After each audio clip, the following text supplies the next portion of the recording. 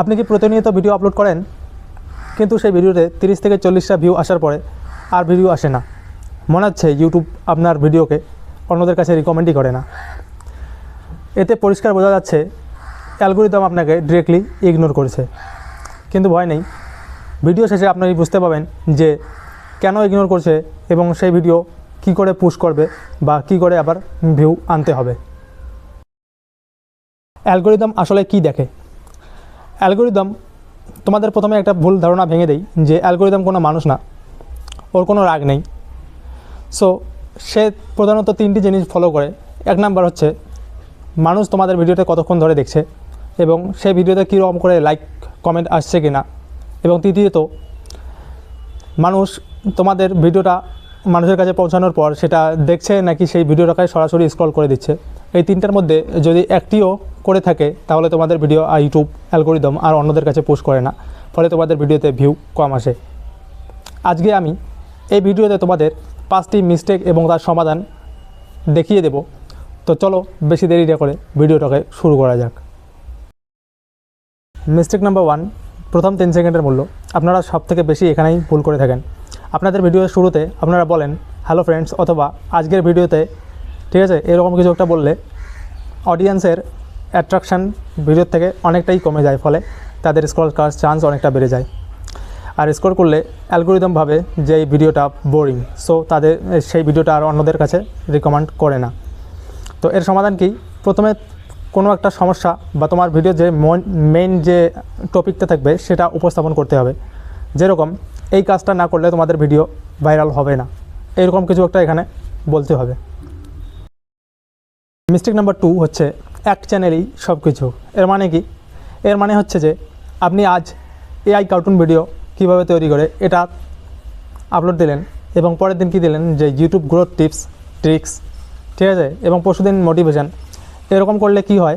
এরকম করলে YouTube algorithm confuse হয়ে যায় যে তোমাদের ভিডিওগুলো কাদের পাঠাতে হবে বা কাদের দেখাতে হবে, ফলে সেই চ্যানেলগুলোতে বা সেই ভিডিওগুলোতে আর ভিউ আসে না। এর সমাধান কি? তোমাদের একটা ক্লিয়ার নিচ বেছে নিতে হবে। যেরকম এআই হলে এআই, না হলে ইউটিউব গ্রোথ টিপস হলে সেই গ্রোথ টিপস। আর যদি তোমরা দুটোকে একসঙ্গে করতে চাও তাহলে তোমরা এরকম করে বলতে পারো যে এআই দিয়ে কীভাবে ইউটিউব থাম্বনেল তৈরি করে, এরকম কিছু একটা করতে পারো। তাহলে অ্যালগরিদম সঠিক দিশা পাবে এবং তোমাদের ভিডিওগুলো সঠিক মানুষের কাছে পাঠাবে। আর সঠিক মানুষের কাছে পাঠালে তোমাদের সেই ভিডিওগুলোতে ভিউজ বাড়বে। অনিয়মিত আপলোড। ধরো আপনি আজ ভিডিও আপলোড দিলেন এবং কন্টিনিউ 4-5 দিন ভিডিও আপলোড দিলেন না, এটা করলে কিন্তু চলবে না। অ্যালগরিদম কনসিস্টেন্সি ভালোবাসে। যদি কনসিস্টেন্সি হিসেবে ভিডিও আপলোড না করো তাহলে ট্রাস্ট ভাঙে এবং সেই ভিডিওগুলোতে ভিউজ আসার চান্স অনেকটা কম। এর সমাধান হিসেবে কি করতে হবে?